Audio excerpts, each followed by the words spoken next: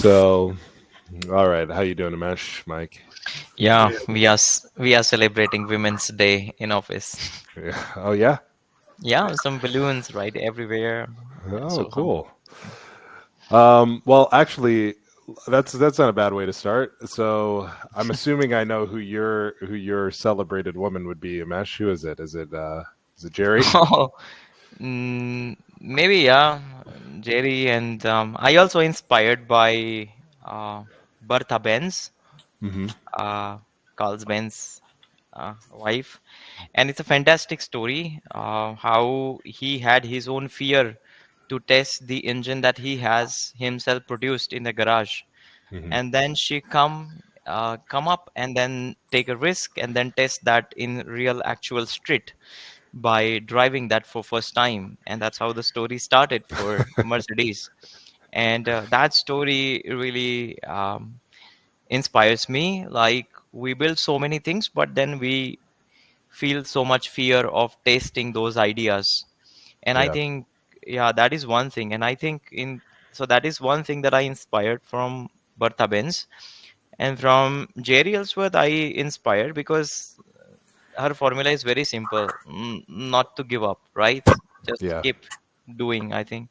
So, two different things. One is, the courage, and one is a perseverance and keep doing attitude. So, Yep. I I put Lamore Freed in the chat. And I don't know if how many of you are familiar with Lamore Freed, but oh man, it's been around early 2000s. She started Adafruit in New York. And for a long time I'm like, who is this woman with the pink hair, right? But she's really made it happen, and it's an awesome story. And really, she got it. I don't know, it's one of those things where it's you don't know whether or not she was responsible for or a product of, like, a lot of the maker movement. She was right there becoming sort of that maker distributor, right at that time. So she's who I recognized. But anyway, anybody else have a female engineer that they want to call out and acknowledge, since it's Women in Engineering Day? If you do, throw it in the chat. Like to hear who you're acknowledging and recognize them. So anyway, moving right along, let's say hello. I'm Brandon. I'm a technology journalist. Been doing this for quite some time, and happy to have all you guys here in DevHeads and be able to spend the time with you each week. So today's topic is going to be how to get a customer. This was suggested by Petter a while ago, so we're getting around to it now. But I'm going to be leading the discussion today. So Amesh, do you want to go next? yeah. So, hi guys, this is Umesh from Pune, India, and it's been 10 years or more than 10 years. I've been into developing and designing embedded hardware and software, basically a product and solutions around IoT. So that's my bio. Thank Cool. you. Petter, you're up next. Thank you. Hello, I'm Peter from the Czech Republic. I'm freelancing design engineer. Cool. Mike, you want to go? Yeah, Mike Varian here in the U.S. I did about 15, 20 years in product design, product management, product leadership for a few different companies. And last couple of roles in the CTO role. In the last 6 months or so, I've been doing independent and fractional work, and where that's mostly centered in, it turns out, is helping companies find customers, helping them kind of get out of the product development phase, and how do they go to market. Awesome. Christoph, you want to say hi? Yeah, hi, I'm Christoph, and as you know, I'm co-founder of mBeetle IDE, a new IDE for microcontrollers. Cool. And then Navadeep, Shrisha, you guys aren't on audio right now. If you can be, jump in and say hi. If not, hello in the chat, and everybody else in the chat, hey, how you doing? If you want to say hi there, that'd be great. I have a quick question. Sorry. Go for it. So you just said that Limor Fried, she's now on DevHeads. No. We were one day. We were acknowledging, since it's Women in Engineering Day. Yeah. We were just acknowledging women in engineering who we who we respect and admire. Yeah, So yeah, yeah. that's how Lumore. Right, right. That's how we. Because I thought I heard you say something like you reached out to this woman, Dimmer No, Fried. no. Actually, I reached out to Jerry Ellsworth Ah, because Amesh is a really big okay, fan, and she connected with me on LinkedIn. So then okay, I shamelessly asked her for a bunch of for a bunch of things. great, She hasn't gotten back to me yet, but we'll see. okay, okay, great, great. Mm-hmm. Um, okay. Well, so last week, for those of you who weren't able to join us, we had on Shafi Wajenja. He is the founder of a small company in Tanzania called REA Innovation. And one of the things that he's struggling with is basically scaling. But during that conversation, it came to my attention that part of the reason he had an issue with scaling was I don't know that he was 100% sure whether or not he was actually in a product business or if he should be in a service business. And there started to be this branch. And so obviously the question then becomes, who is your customer? So that's a great topic and one that Petter had suggested a while back. So I thought this would be a good opportunity to dive into that. And I really wanted to start out with one of the basics here, which is you got to start by identifying market need. Why are you even doing this in the first place, and what's the value that you can derive from that? And we've got a couple of people here who've come at that from a couple of different directions. So, Amesh, do you feel like you can give us some background on your company, what you do, and then how you went about identifying value? I know you've had more than one company in the past. So, what's the process like for you? So for me, I'm not a. In my case, my journey is not basically I decide that I'm gonna build this pen, let's say smart pen, and I'm going to be in a business of smart pen. So that's not my journey. My journey is I came back from Europe, and then it was like, okay, I have to build something, but something is what? So that is how my journey started. So as likely what you mentioned, limo freight, that's the time 2012 and 2013 where many people were building kits because kits and module wasn't popular at that time, and there were very few programmer and debugger out there in the market, and there were so many projects. You may remember, like one I can call it as a kucox. So kucox IDE and co-link debugger for ARM open source. That was the first ARM Cortex debugger, open source, free. The firmware is free, the hardware design is free. And so why I'm saying this technically is because many of my early work drive around this, like let me create some kits or something, because I wasn't mature enough to know that I gonna build this and that I'm gonna sell. So it's more of like jumping into it and then figuring out where to start. Then it's like making small kits and modules. That's how I started. And then I realized that selling those hardware and kits is not very easy. I played around it, but I learned in the process of how to design hardware, then how to put on different social media or e-commerce site in order to sell them, right? So these are all the process, small process that make you what you're an entrepreneur. And then 2 3 years I realized that this hardware building things, modules, is not sustainable unless you go and build something like what Limer has built, like Ada food industry, where you do a volume production. So hardware is where I started, and then figuring out like 2015 or 16 when IoT started picking up. There were, before 2013 or something, electronics was very much analog. It was not much of a internet connectivity. It was all the microcontroller doesn't connect to internet. Even Bluetooth was rare to find at the time.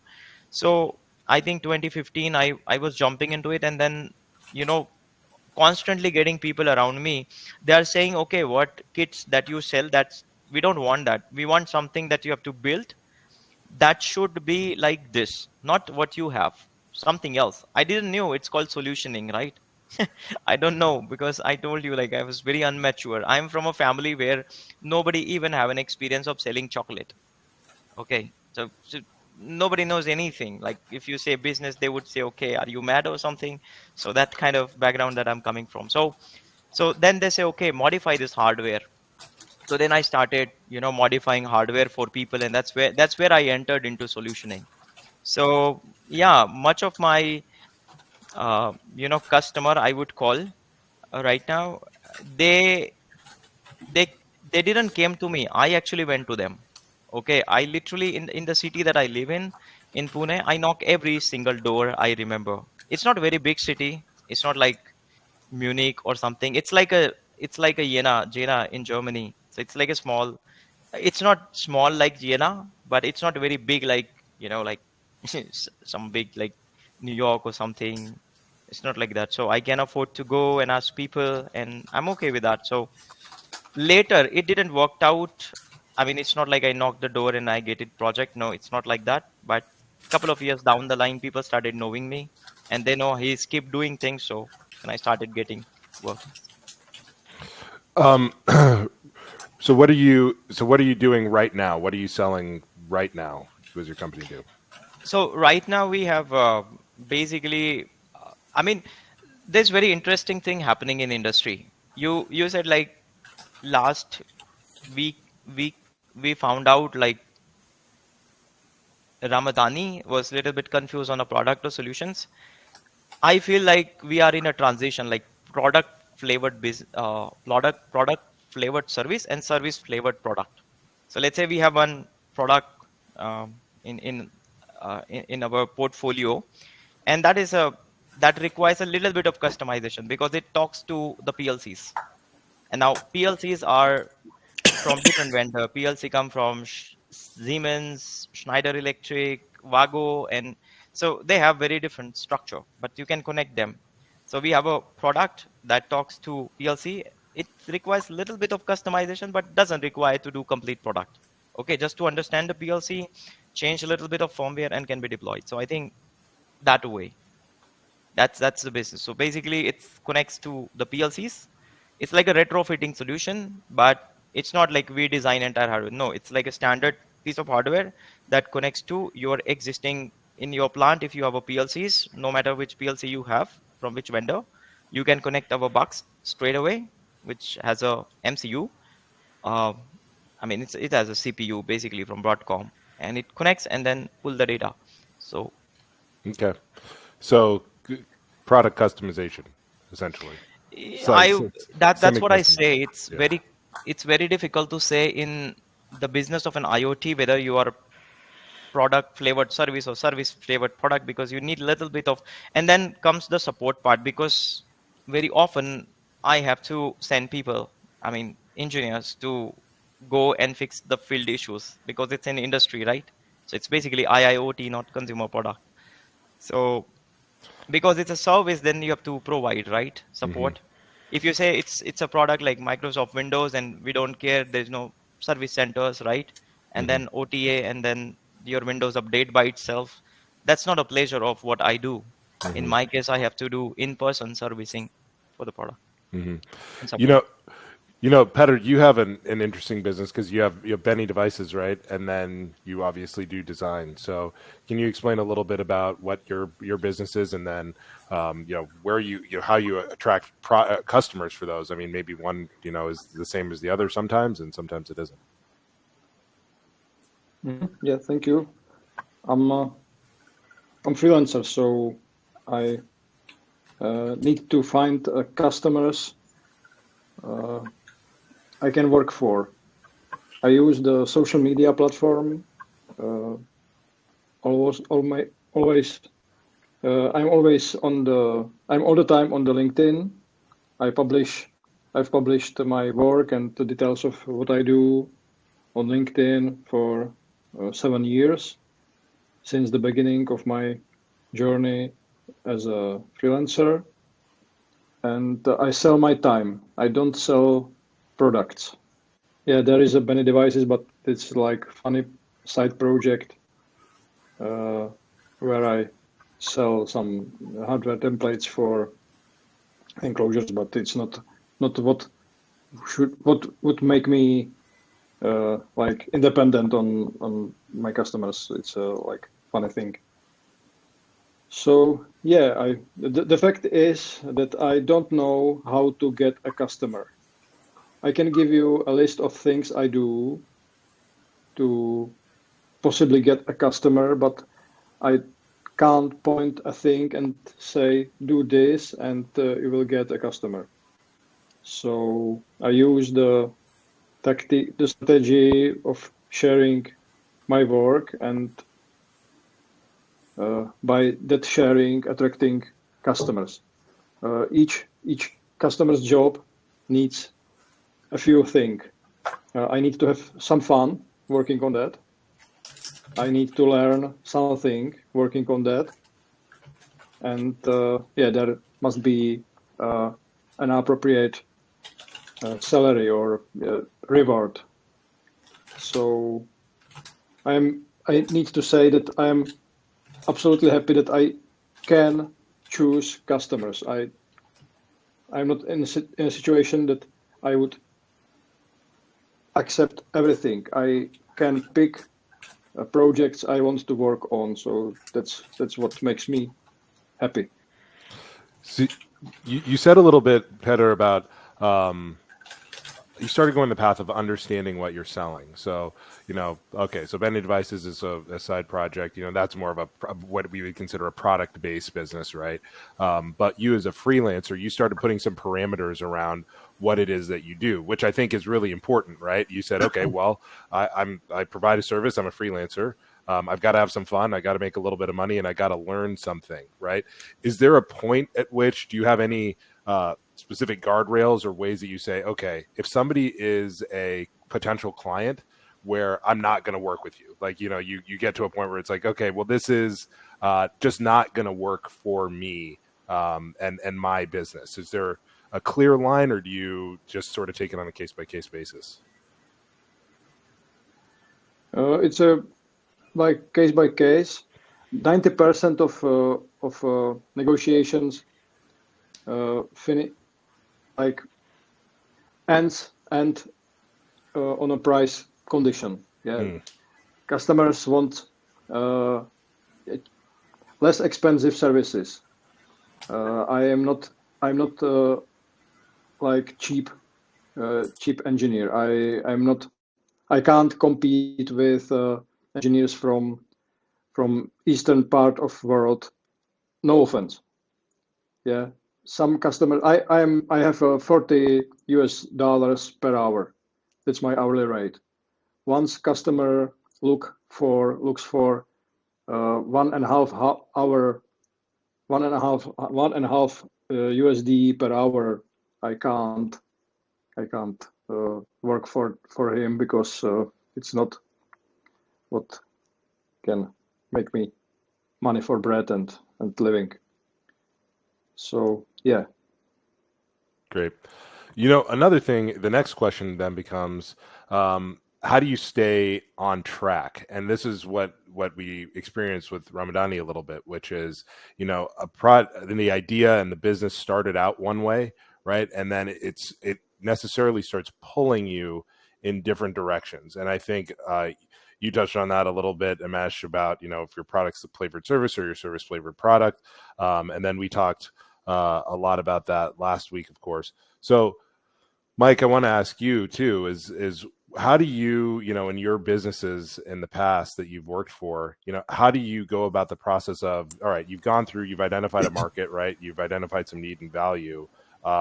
There's going to be a pull, especially from big customers, towards, something that may not have been what you originally set out to do, right? How do you keep yourselves or yourselves from, going off course? Yeah, boy, my head is spinning already with all these conversations. Even like Peter, what in your case, sounds like right now with what you're doing through networking and I would say information marketing by publishing the great content you do in social, you're getting more than enough people to keep you fed right now, and with projects that you enjoy. There's probably a question there, and this is one I have this question myself a little bit as independent, and I haven't figured it out yet, but I think I understand what the next step is. A lot of people in that business would say, hey, I spend a third of my time doing that networking and prospecting. And if that's the case, and that may not be the case for you, it may be that that's working so well for you that you don't need to do anything else. But if you are spending a big chunk of your time there that you're not really getting paid for, then you need to figure out what's the next step beyond just your direct networking that you're doing, which is, I think, is finding key influencer people that almost become like a channel to you, that so you find additional people in addition to your networking that are talking to many more customers. So this might be, a manufacturer's rep for the microprocessors that you like to use the most, or a distributor for those microprocessors. And they run into they're talking to many, many more customers you may never reach. And some of those customers, might never be able to buy a product unless they get an engineer. You know what I mean? It's trying to find those people that can be informal representatives for you, and maybe those people can generate clients for you above and beyond, so you don't have to spend as much of your time doing networking, and you can be more and more selective about those products. That's a little different than Brandon's question. And I've got 4 different clients right now. Well, 2 of them are kind of in proposal stage, and 2 of them are that I'm actively working with that have been they're all in different situations where for different reasons, they've developed a product. One is a VC-backed company that's got an AI software solution for a very particular industry.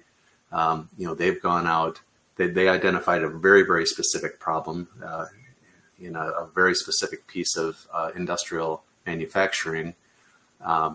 They've gone out now and done some market validation of that in their home market, which is dominantly Europe and a little bit of India. And now they're having just enough success there. It says, look, we're getting some real market validation. Let's try to attack the U.S. market here as well. So they've asked me to help find them customers in the U.S. market.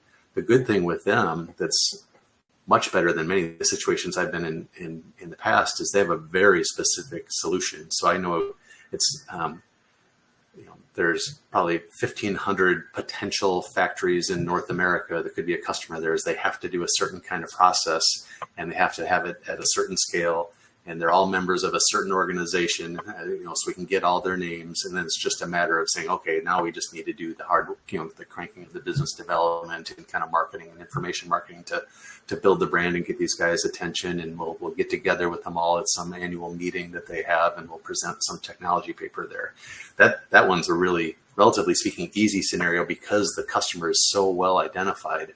In many of my past lives, and I think a lot of us in this situation, especially in this IoT space, right, where it's hard to identify the markets because some of my last corporate role, our 5 biggest customers, one of them was doing solar inverter. They're all IoT solutions. One's doing solar inverters. One's doing commercial pest control. One's doing bin monitoring for medical waste. They're just all over the map, right? So you can't use one to find the next one because it's a very horizontal thing. They're all in different vertical markets, and that's where I've spent most of my life is saying, okay, we're building IoT hardware that could go in any of these different vertical markets. Where do we go? Do we go to the building automation show? Do we go to an industrial automation show? Do we go to a helping schools get internet connected show? And I think what we tended to do there, thanks to digital marketing, is that approach of trying to get our name and brand out there associated with where we thought our key value propositions were, and did a lot of information marketing. So published, white papers and video, increasing more videos and things like that. We got into podcasts, and just things where people would identify with us and say, okay, now I understand what you guys do. I think you've taught me a bunch of things. You've helped me understand this market. And now when I run across some commercial problem or technical problem, maybe I'll give you guys a call first because you've already built up a brand in my own mind. We built some reputation with that customer. So we would do a lot of that kind of top of funnel type of thing, try to get a large horizontal set of marketing out there using information marketing, not pushing our product, just pushing our knowledge base. And then with that, we would try to put hooks in there to say, hey, if you'd like more of this information, sign up, subscribe, something so we could do. So take those, maybe 10,000 people read our white paper on industrial wireless or something like that. But out of those 10,000, maybe we got 200 of them to click on that. Hey, I'd like, this is really good information. I'd like more information like this. And then we'd put them on our email or our contact list where we'd hit them once a month or once a quarter with similar information. And all we're trying to do is stay top of mind with them to get them to recognize us, to know that, hey, we're one of the people you should call once you actually have a problem like this. So that was an approach we used a lot as a horizontal type business. the challenge with that is you really got to keep track of your numbers, so all that stuff costs you. So we would always keep track of, okay, how many touches did we have, and you always knew more touches is probably better, but not necessarily. But certainly the more subscribers we got, we really tracked that closely to say those are the people that our message resonated with, that said, yeah, I'd like more of your information. So we really monitored that on a daily or weekly basis to say how many of those people are we adding to our database. And then we would score them in terms of their activity. Did they just, subscribe and they're never opening any of our emails, or they're subscribing and they're opening a lot of our emails, and every so often they're clicking through and signing up for a webinar or something like that. And then, then we had a system called Market Qualified Leads. So this is all just database work, but and you do this stuff in HubSpot or any of the modern marketing tools. But then, once they tripped some tipping point, they say, boy, this person, subscribed to this, they've attended 2 webinars and downloaded 3 papers from our website. Now let's have somebody actually reach out and give them an introductory sales call sort of thing. So it's in however that works in whatever size company. I think it's, if you view it like a funnel like that, these are the people I've been able to touch. These are the people that have somehow responded and indicated some interest.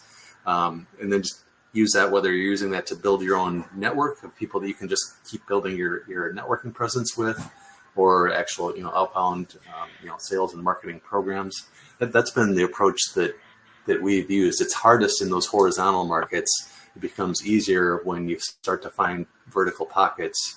One other thing I'd add in there is, once you start to do that and get some response, and in my last corporate role, this was sort of a big deal for us. I went in and I did an analysis on 2 fronts. One was, who are our existing customers? So we had an existing customer base, and I really wanted to profile them and see what industry were they in, what role are they in, were they an OEM, were they a system integrator, or a VAR of some sort. And then I also looked at all of our prospects in our CRM opportunities and did the same thing. So do our forward-looking customers have the same profile as our historic customers or not? Or has the market shifted? And we found that it shifted a lot, where our historic customers were 80% OEMs. Our forward-looking opportunities were more 80%, solution providers, like people doing, providing a pest control solution and needed a connected bait station, for example. So I think once you start to build that base, you do this segmentation analysis to say, okay, where are we finding more and less success?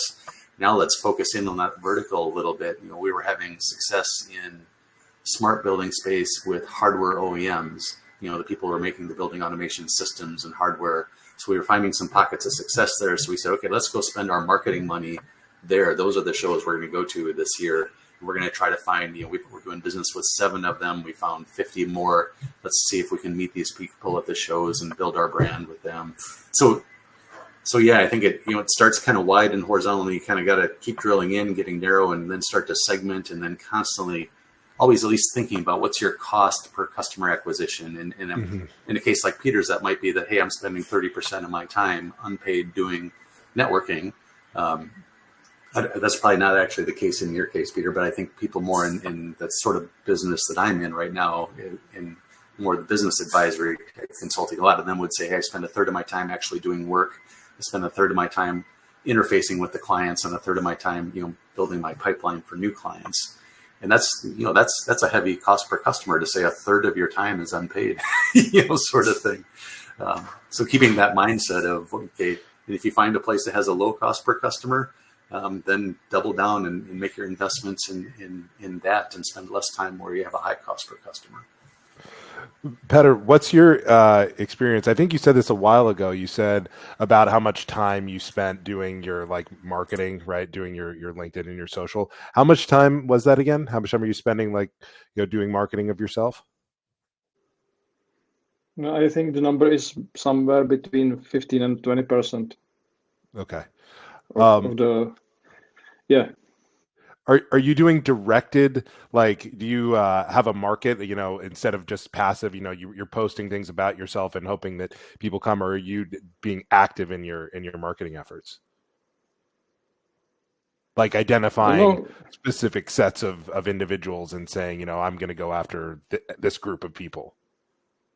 No. I don't focus on on any special group, any particular group of potential customers. I just drop some shit around and wait until the seed grow up.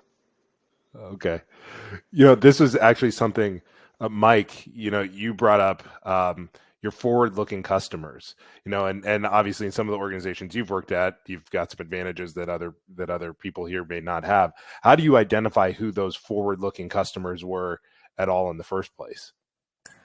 Yeah, it's a good question. I'm just starting a project proposal this morning around that, where it's, if you're starting more from a blank slate, it starts more with a hypothesis, I think, that says, okay, based on my expertise, what I've read, what I've been talking to people about, here's where I think I have a value proposition. I've got a company now, for example, that's very interested in PoE powered lighting, which looks pretty fascinating to me. And they want to be in the infrastructure side of this because of the skill sets their company has today in manufacturing and the products that they make. But they don't know anything, particularly in the US market, around, okay, who do we target there? Do we target architects? Do we target construction companies? Do we target industrial distribution, construction materials distribution companies? So a lot of that just starts with some online research. And I start by coming up with in writing, and I think this is important, a thesis that says, here's what I think the different segments of the ecosystem are. Here's what I think might be important to them. Some people might really care about reduced installation costs, but the labor providers don't care. That's not to their advantage. They get paid less that way, so they care about something different. So figuring out who are all those people, what is my hypothesis of what the value proposition is to them, and then find a way to go test that. In some cases, that's just making some calls. Maybe it's an opportunity to go to an industry trade show where you find all those people gathered together and you just bounce that conversation off of them. And some of them get all excited, say, wow, that sounds good, we should talk more. And some of them say, have a nice day, nice to meet you, this sort of thing. So I think coming up with these hypotheses, testing them, and really figuring out which ones seem to have some merit that you want to double down on, and which ones you can disprove and say, okay, I thought that was a good idea, but clearly, the industry experts say not so much. And then just constantly reaching out and saying, okay, have I really identified the whole ecosystem or not? Because somewhere around that whole ecosystem, whether it's integrators, suppliers, distributors, end users, those people some of them are decision makers, some of them are influencers, some of them are going to be blockers, and being sure you understand enough about that ecosystem. Then usually in that process too, you can identify who would be your partners that you could sell with or sell through, whether, because it's expensive. At the end of the day, you don't want to be trying to acquire every customer one at a time as a product business. You need to find somebody that can leverage and help you scale. So yeah, I think, but that's how I've done it. I've usually started with some sort of educated thesis, and sometimes it's more educated than others. But then just find a quick way to say, okay, which of these can I prove and which of these can I disprove? And is there enough left here that says, I think there's a viable business that we can go on and try to go to some sort of proof of value sort of exercise, but be well beyond proof of concept. I assume as product people, we've already tested our product in the environment, and things like that. So we've proven that the concept works, but we haven't proven the commercial value is there. So, so finding a customer that's willing to pay, not just be a free beta customer. That doesn't indicate that you've got a real, business. But you need to find a customer that can pay and says, yeah, this worked for me. Here's what I really liked. Maybe here's some things that you could do better. And then hopefully you can use them, named or unnamed, as at least a lighthouse reference customer that helps you get to the next and to the next. Yeah, I think that some of the great takeaways so far, and for those of you in the chat, if you have questions, just start dropping them in there and we'll get to them. But one of the great takeaways there is finding partners, right, to get you into new accounts and markets that you may not have been in before or didn't know existed or whatever, right? Leverage that because there's already an existing relationship there. And really one of the biggest hurdles is getting over that, that initial relationship, getting into, a place where there's already revenue, it's already apparent if there's a partner there who's doing business. So, Umesh, how about you? A lot of really good information there from Mike. What's your experience with, partnership selling and, then identifying customers, and then once you've got a customer base, leveraging what you have in place to expand? So basically, what Mike says and what Peter says, I completely agree with that. If somebody wants to start, they would start with information marketing by publishing content. Um, in my case, I right now has very refined process. Okay, as like we discussed, like I have, let's say, an IoT device, a kind of product that I connect to PLCs. So I have a trouble which Peter says like about the pricing, right? So I avoid people who want me to develop something from scratch. So basically, then it comes to the model which Mike is talking about. So it's more of like you find a people who basically you can take them as a distributor as well. You can take them as a partner, solution partner, or maybe sometimes they can be like a small agencies, and they would say, okay, let's say in the city like Mumbai, I don't have my presence, so there is a people, 4 or 5 people who are like small consulting firm, or maybe even if they are the labor, but they could able to commission devices, right? I can do a business with them. So I just have to uh, go and provide them a little bit of training, and they could able to. So it's more like building a structure around the business where you don't have to be present actually, but they will do on behalf of you. So number one is I avoid building something from scratch. Little bit customization is fine, because if you build somebody something from scratch, then very often I also feel they ask you to do at the price which just doesn't deserve the time. So that's where I talked about product flavored service, right? And service flavored product, whatever you choose. So that way, yeah. And acquisition, I didn't require it in the early days, but I still support this theory of publishing use cases, and then be available on all the local forums where people locally search for solution suppliers. That's very very important. Apart from LinkedIn, I sometimes also find out like people who make a decision doesn't have a time for LinkedIn. That is also one big problem. So if you don't knock the door by going, like sometimes many people say like your approach is like very marketing kind of things, but I just go and ask, right? That's okay. And that's exactly what happens with the conferences. I mean, today morning I got a call. There were industrial IoT conference that happened 3-4 years back in the city, and this guy was talking to me that he met me 3 years back, and can we talk something about it? So conversion takes the time, so it's okay. I mean, whatever way you go, you have to go in front of your customer. Whatever way you go, I don't care. You publish something, or you knock door, or you meet anywhere. Yeah. So, how do you get the door to open? Yeah, for that, I think it's very important you have to understand the person you are knocking the door, and then also understand the problem that person is facing. Okay, so in my case, let's say if I write a message or email, so it will be like hypersonic missile. So it's just talks what the person that you're pitching into, the problem that he is thinking about. That's why he wants solution. Otherwise it's very difficult to convince. I am tired, because you probably all I also sell courses, right? Something like how Peter says he had this hobby project. I had that courses selling is a hobby project, but it teach me a lot of marketing.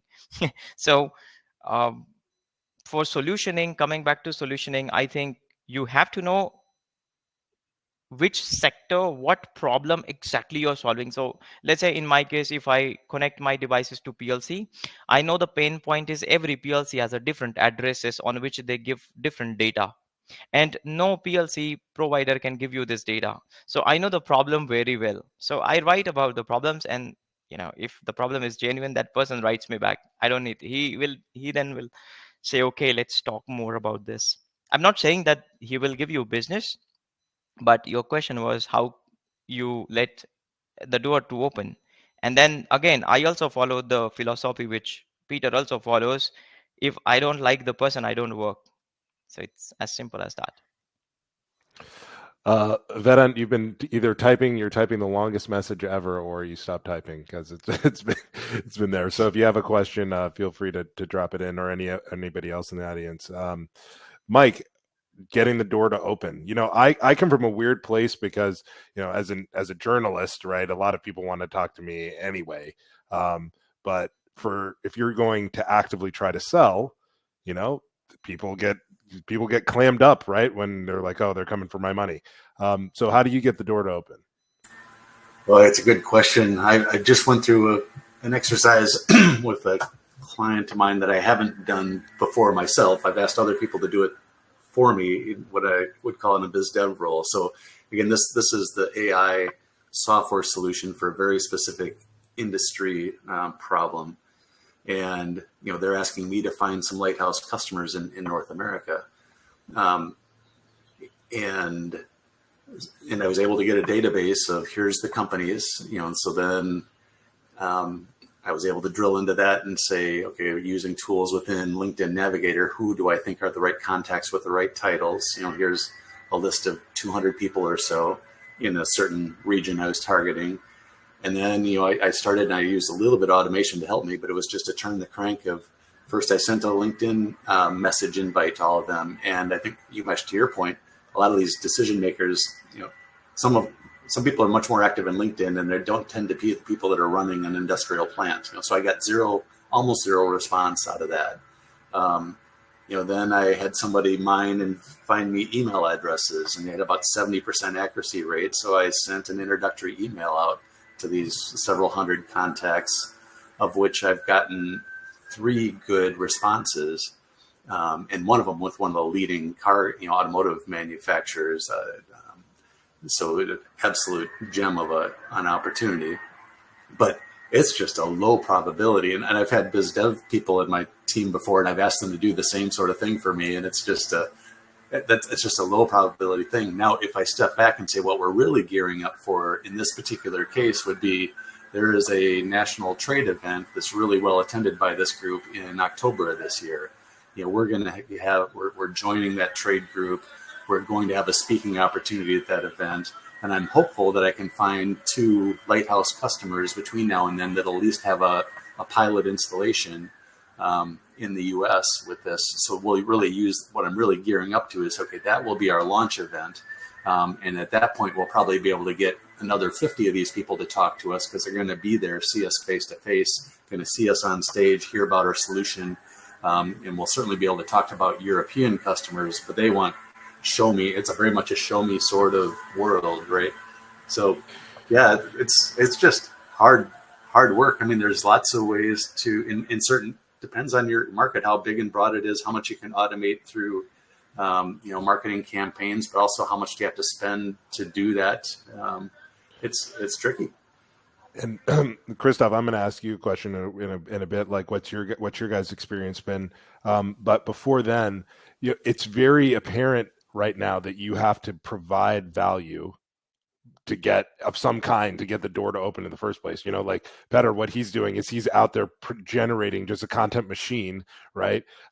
Showing people what he knows, educating them on certain topics, and providing that value, which is, whether or not, he's knocking on the door and they're opening, it's, they're coming through the door the other way based on what he's sharing.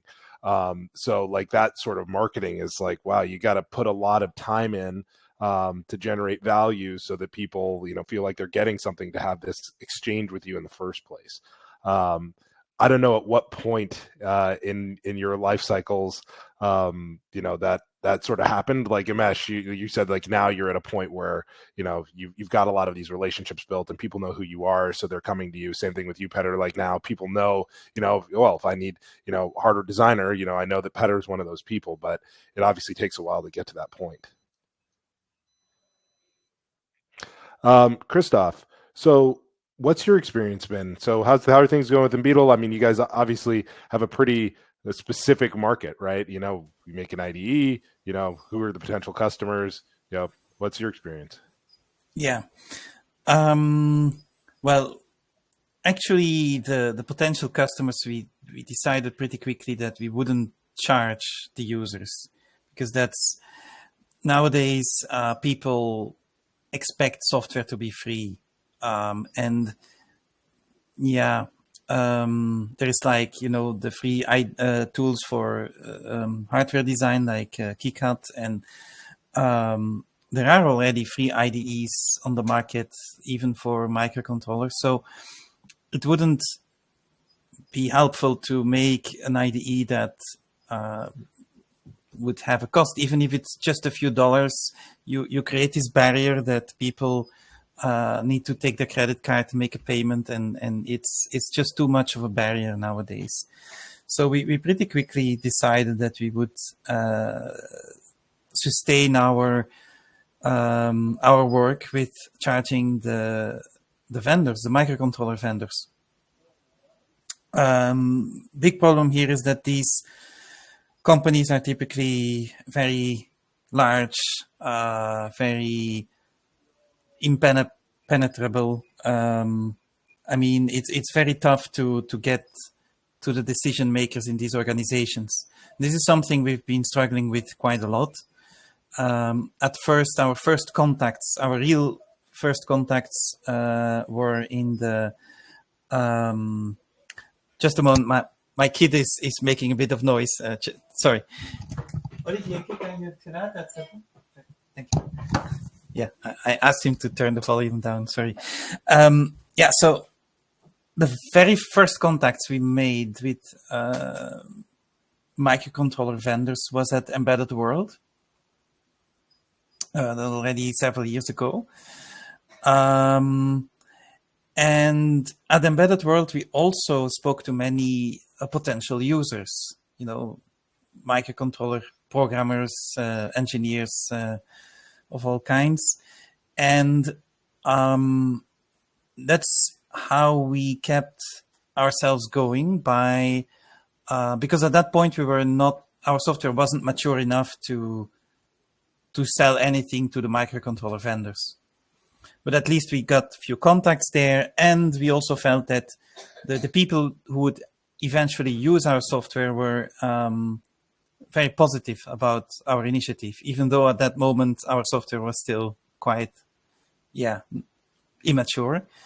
We really noticed there is a need for a good IDE for microcontrollers, and that people are very often, I wouldn't say always, but often not satisfied with the current solutions. So then, our contacts we made at Embedded World were, the contacts with the microcontroller vendors were okay, but we never really got through to the decision makers. And that all changed when we went to China last year, and we went to some electronics exhibitions over there, because in China we would meet hundreds of microcontroller vendors, while in Embedded World we would only meet a few of them. Like the big ones are at Embedded World, like Texas Instruments, ST Microelectronics, NXP, and so on and so on. So the very big ones are there, but these are just too big. They don't take us serious. I mean, when I talked first time to ST Microelectronics, for example, they were arrogant, plain arrogant. And same with NXP.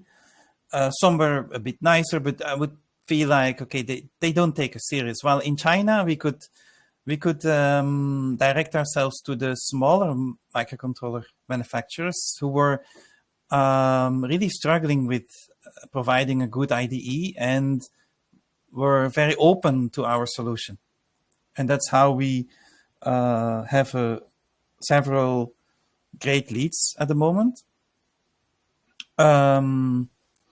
The problem is that even though we have those leads, it all goes slow. It's really draining, and it's a very slow process, because then once we have a lead, an interested company, then they typically ask for, to have a few free samples, a few of their microcontrollers that we should then support in our IDE. And then they need time to evaluate, and then they need to go up in the hierarchy. Like at first we're never in contact with the CEO. We're in contact with some middle management, and then it goes higher up in the hierarchy, and all of this takes so much time. Yeah, and it's still an ongoing process, so I don't know what the outcome will be. I hope I will have good news in some weeks, but yeah, Cool. that's the current situation. Well, thanks for that. I appreciate the input. One last topic, and Petter brought this up. You know, a lot of customer acquisition make or break is when you start talking about money, right? You know, so you get to the conversation about, all right, well, here's how much it costs, right? I don't know how much flex any of you all, you know, who've spoken so far have with your pricing. You know, Petter's like, it's $40 an hour, right? Obviously, if you're selling a product, you know, maybe you have a margin and maybe there's some wiggle there. In the case of Imesh and Mike, Imesh, you know, what's your rules of thumb when you're dealing with pricing? So when we sell product, even if it requires some kind of customization, we don't charge for customization barely, but we have a standard set. Okay, these are the things we can change. And then apart from that, like you have a fixed price, let's say $400 for one device to deploy. Now it depends on how big your plant is. Let's say you have if you're automotive manufacturer, you have, let's say, 80 CNC machines running and you're deploying, 80 devices. So it's like a fixed product cost. And then apart from that, it's like annual maintenance plus support, something for monthly, quarterly. It depends on the kind of, I mean, I give them flexibility because in India it's very price competitive, to be very honest. But what I do is, I give them all sorts of option on the table. And then I also see like how big challenge I'm solving for the customer. If I'm not solving very big problem and if their volume is small, I myself then tell them, okay, thank you very much. It just doesn't make sense, right? It's not about arrogant that I don't want this couple of pieces to deploy in your place, because simply because I give you cheaper, that's why you maybe come to me. But it's just, if it's not volume, then it's not sustainable. So that's my philosophy. So the volume dictates, because if you have volume you can do customization. If not, then all these things falls apart. Yep. So a little bit of value-based pricing there. Yeah. Mike, did you ever get involved on the pricing side and on that level? Yeah. And usually, in the hardware companies I'd worked for, and we did a lot of custom projects as well. But we had some pretty clear, because we're larger companies, we knew we had to have a certain gross margin level. So we would put business cases together based on what kind of gross margin percentage and what sort of customer lifetime value is this project going to have versus the amount of engineering we're going to put in. So pretty straightforward kind of Excel business case there. And then customers always ask you, if you're in the product business, to some degree, especially custom products, customers will try to ask you to take on their business risk. They'll say, hey, we think we're going to sell 100,000 of these things. We're all going to get rich together, so you should sell it to me really cheap, right? And it's never a good idea to take on your customer's business risk. And a lot of times, sales teams would get very excited about that because they would do all the math and say, look, this is a $10 million opportunity. You'd look at it and say, but they haven't even proven that this is going to be successful in the marketplace. This really might just be, a 10-piece opportunity, sort of thing. So being sure that that whatever proposal you put out there, you're not taking on somebody else's business risk. It's just unless you're getting equity in their company or something like that, it's not. It's probably not a good practice. Yeah. Well, that's really good advice. All right. Well, anybody in the audience, if you have any questions, feel free to shoot them in here, or you can. There's the discussion thread that we've got open in the server. So thanks everybody for the feedback. Does anybody, actually, before we go on, does anybody have anything that they want to add or bring up or touch on that we didn't address so far? Great. All right. So as always, there are some questions in the community here. Jeremy Kingram, Suardia Chimuania, and Shruti have some questions. If you have some time and some desire, go over into the different threads here. I'll post this up in the meeting notes, and you can find where these threads are and help out. So we'd appreciate you guys pitching in. Okay, so we've been going down a business track for a little while here. We're going to course correct a little bit and go back into some more technical topics. Some of them are going to have business slants, obviously, but like the next one, selecting the right MCU architecture for your electronic design project. That's what we'll touch on next week. The week after that, when you need an OS or an RTOS and when you don't. And then, whether or not if you're starting out, you should just spend your time focusing on C or Python or Rust or something else in terms of programming languages. Demos coming up, or understanding MQTT, integrating peripherals into FPGA-based systems with Navdeep. A few weeks out, we're going to be doing something with Trisha on analog circuit design, and then some more on Builder and C programming, hopefully a little bit later.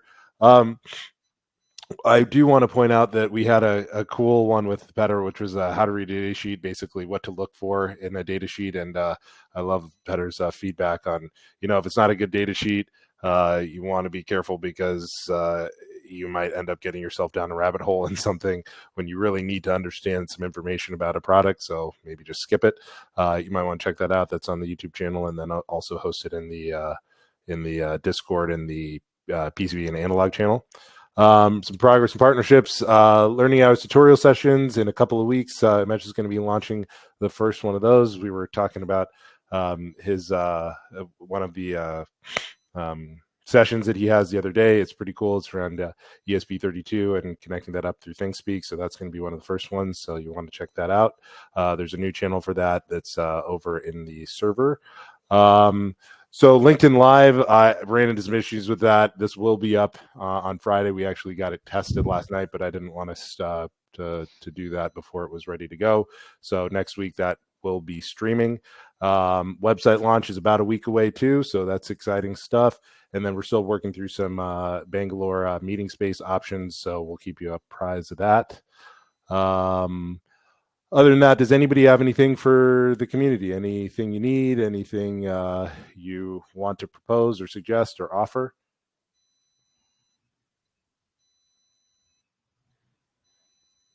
Okie doke.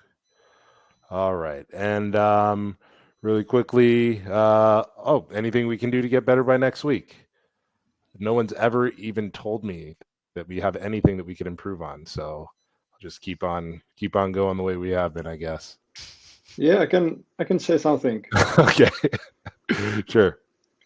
To the sharing content on the, for instance, on LinkedIn, you shared the video with the demo, as you mentioned, the how to find a good data sheet, or I don't know what's the name. And there is a thing on LinkedIn, I bet on all social media, called ambassadoring.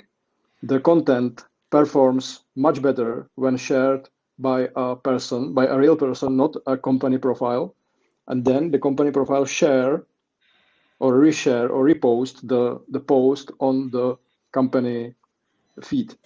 So I highly recommend to share the content of DevHabs by a person, not the company profile, because it doesn't perform well.